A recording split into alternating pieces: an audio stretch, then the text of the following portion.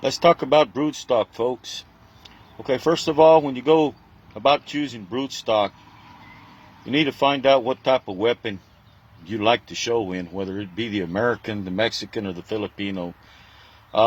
There's different styles for different animals, and some animals do good in one heel, but they won't do good in another. So, you have to go and find out, first of all, what you're looking for as far as the type of heel that you feel like showing in.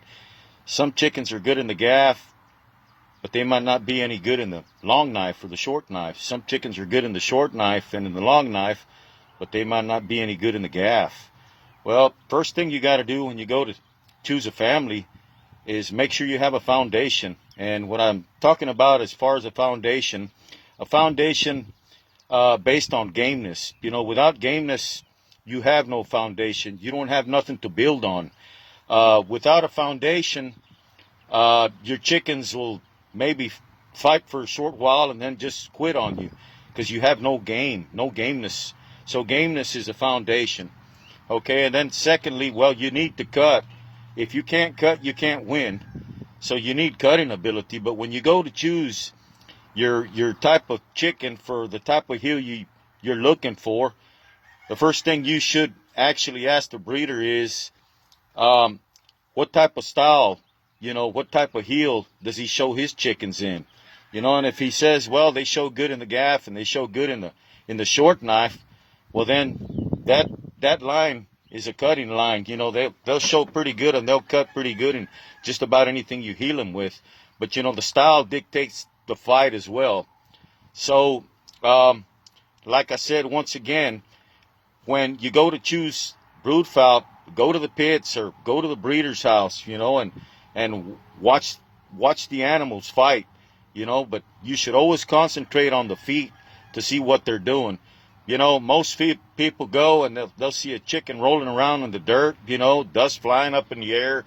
They're strong, but they're not cutting. They're wing floppers. There's a difference between animals that are rolling around in the dirt, and chickens that are moving their feet and being accurate with their feet and striking their opponent with their feet. That's what you call cutting ability. We all start, we're impressed with the chickens because they're fighting hard, and they're rolling around in the dirt. But 4 or 5 pits later, neither one is hurt, neither one is cut, so the ability to cut has to be there, as well as your foundation when you go to choosing your brood fowl. So I just wanted to share a little bit of what type of styles and what you really should be looking for when you choose brood fowl for the type of weapon that you choose to show in. This is all I got to say about choosing brood fowl. Is number one, make sure you have a foundation.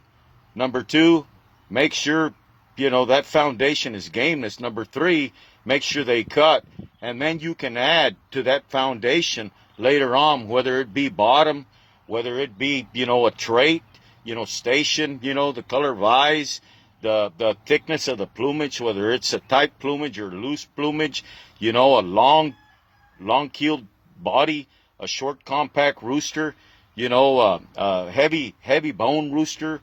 There's all different traits that you can add to a bloodline, but only through selection will you be able to add that to the foundation.